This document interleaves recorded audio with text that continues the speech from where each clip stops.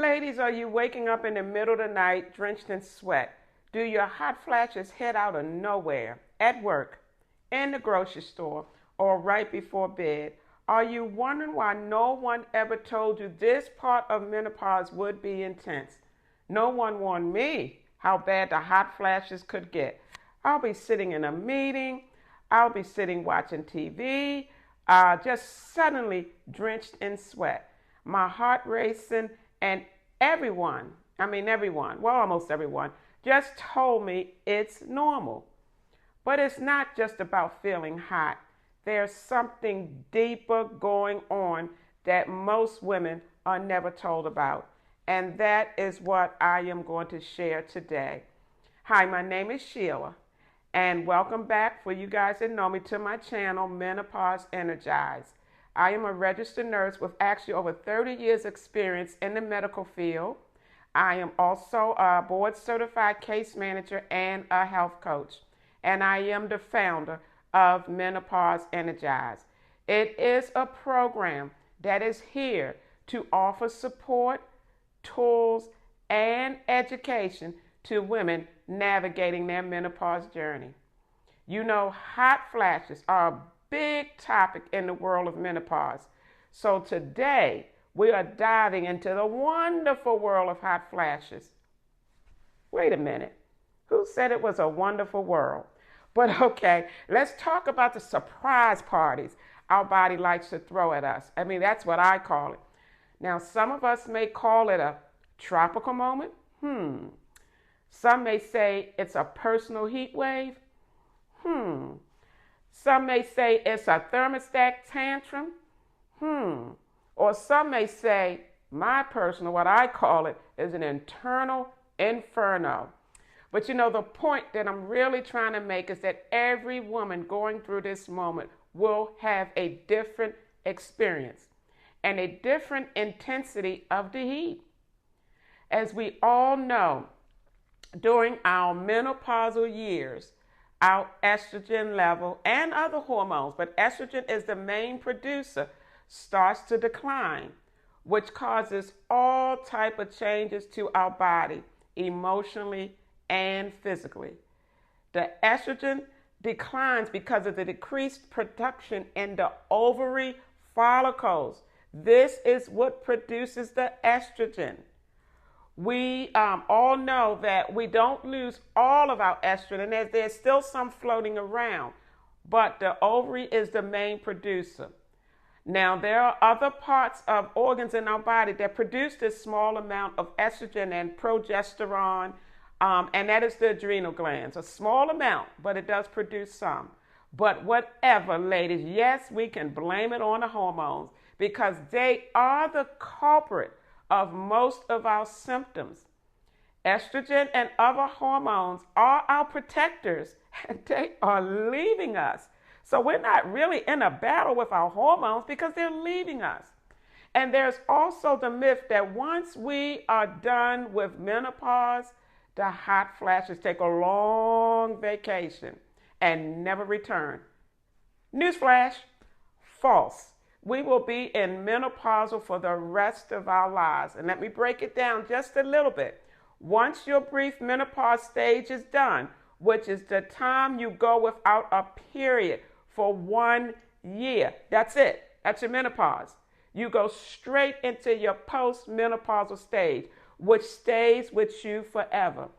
And some women, unfortunately, will continue to have hot flashes even years later, but more intense.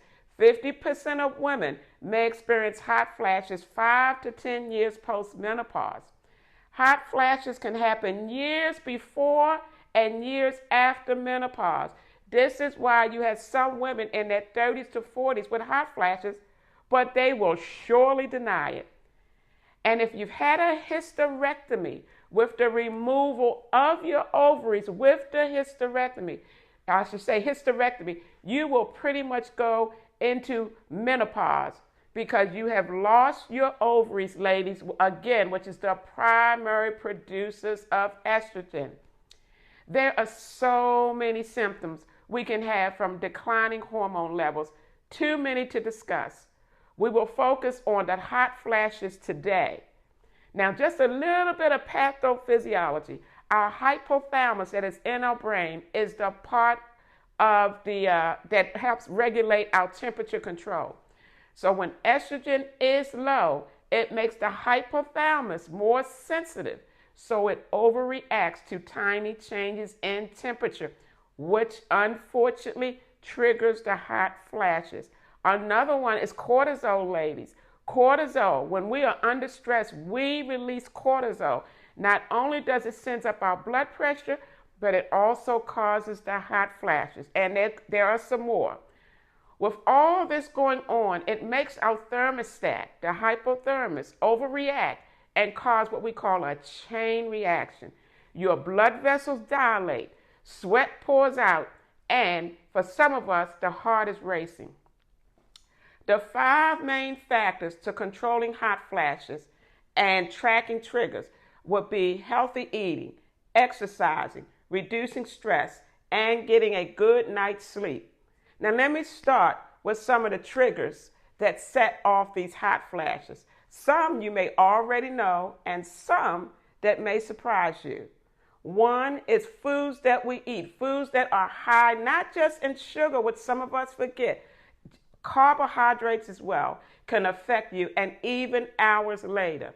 We also have spices, caffeine, alcohol, hot drinks, hidden ingredients in sauces, MSG, certain sugar substitutes, and then also lack of hydration. We have anxiety, panic attack, tight clothing will overheat you. What else? During while you sleep, you can also get hot flashes. And I think I said this, but dehydration. So you need to stay hydrated. Also, some of us may not know this, but chemicals found in plastics, cosmetics, and cleaning products may mimic estrogen and confuse your body. Smoking, skipping meals, and certain medications. For example, for me, vitamin C, as soon as I take it, hot flash. Poor sleep habits, and there's so many more. Do you see what I mean? It's like we're in a full-blown battle. It's everywhere. It's like they're hiding around in every corner to attack us. So, what is the good news in all this? Because right now, as I tell you this, it doesn't sound like there is any good news. There is some good news. The good news is that most of these hot flashes, ladies, I'm telling you, with years of research and personal trials with me, it can be managed. Now, it's going to take some work and research. And what I mean by that is that you have to get a journal and start tracking your triggers. Get a journal and write down what you think may be a trigger and see if there is a pattern. And trust me, you will find a pattern.